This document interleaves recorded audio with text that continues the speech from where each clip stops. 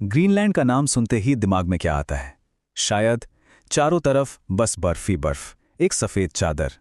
पर असल में इस बर्फ के नीचे एक पूरी कहानी दबी हुई है। एक ऐसी कहानी जो इतिहास, सियासत और हाँ, हम सबके भविष्य को एक दूसरे से जोड़ती है। तो चलिए आज इसी बर्फीली चादर को हटाकर देखते हैं कि इसके नीचे असल में है क्या। तो सबसे पहला और शायद सबसे बड़ा सवाल तो यही उठता है कि भाई एक ऐसी जगह जो लगभग पूरी तरह से बर्फ से ढकी है, उसका नाम ग्रीनलैंड मतलब हरी भरी जमीन कैसे हो सकता है? ये नाम ही अपने आप में एक पहेली है ना। और इसका जवाब हमें सीधा इतिहास में ले जाता है। तो इसका जवाब है मार्केटिंग। जी हाँ, मार्केटिंग। बात है 10वीं सदी की, जब एक Viking leader Eric the Red ने इसे ये नाम दिया।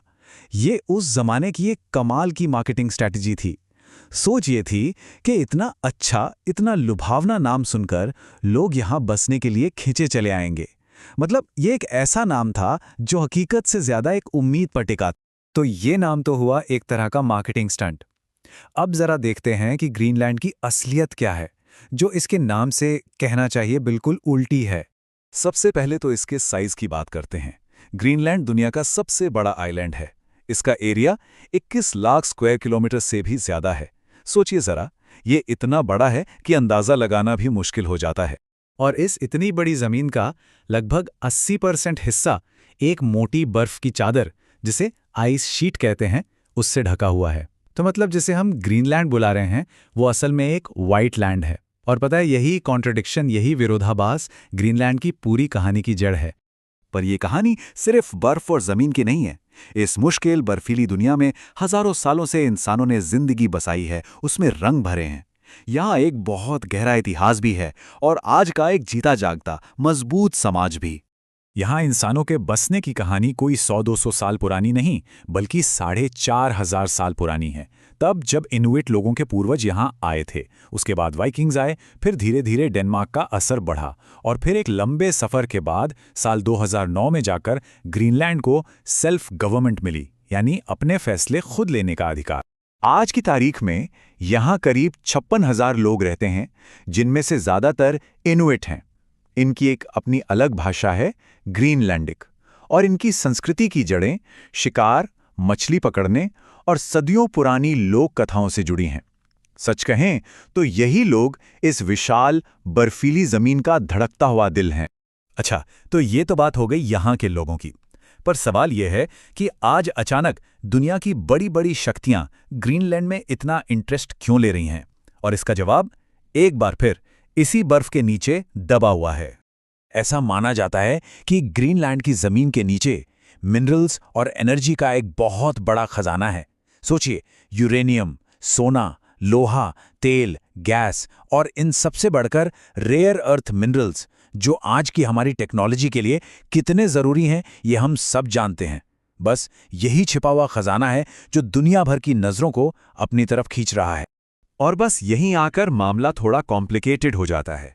देखिए, ग्रीनलैंड अपने अंदरूनी मामले, मतलब इन खजानों का क्या करना है, इकोनॉमी कैसे चलानी है, ये सब फैसले तो खुद लेता है। लेकिन देश की सुरक्षा और विदेश नीति, ये मामले आज भी डेनमार्क के कंट्रोल में है।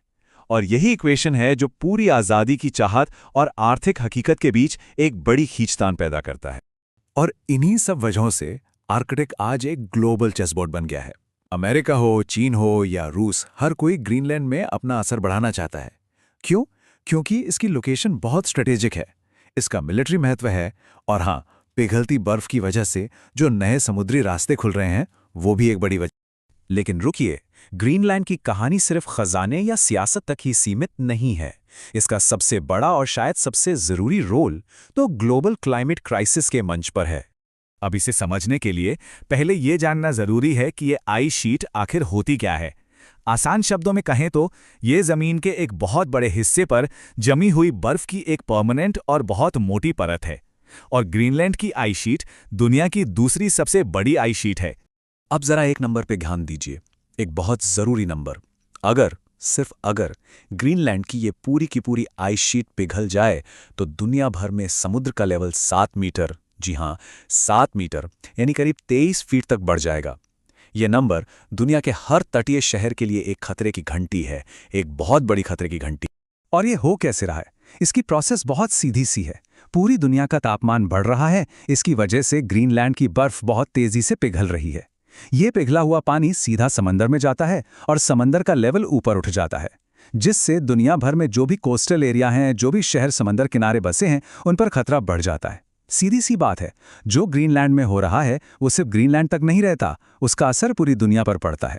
तो इन सभी वजहों को अगर एक साथ देखें तो आज ग्रीनलैंड इतिहास के एक बहुत ही अहम और नाजुक मोड़ पर खड़ा है। ये एक ऐसी जगह है जो एक ही वक्त में कई बड़े और मुश्किल सवालों से जूझ रही है। इसे कई चीजों के बीच एक बैलेंस बनाना है। एक तरफ पूरी आज़ादी की ख्वाहिश है, तो दूसरी तरफ आर्थिक निर्भरता की हकीकत। एक तरफ जमीन के नीचे छिपे खजाने का आकर्षण है, तो दूसरी तरफ अपने पर्यावरण को बचाने की जिम्मेदारी। और इन सबसे ऊपर सबसे बड़ा बैलेंस साधना है अपनी बर्फ के भविष्य और इस पूरी धरती के भविष्य के बीच। और आखिर में हम लौटकर उसी सवाल पर आते हैं। ये जो दूर का बर्फीला आइलैंड है, ये सिर्फ नक्शे पर एक जगह नहीं है, ये हमारे प्लैनेट की सेहत का एक बैरोमीटर है। ये एक जियोपॉलिटिकल हॉटस्पॉट है और ये एक ऐसी जगह है जहां लिया गया हर फैसला हम सब पर असर डालेगा। इसीलिए ग्रीनलैंड का भविष्य सिर्फ उसका भविष्य नहीं, वो हम सब का आईना है, वो हमारा भविष्य है।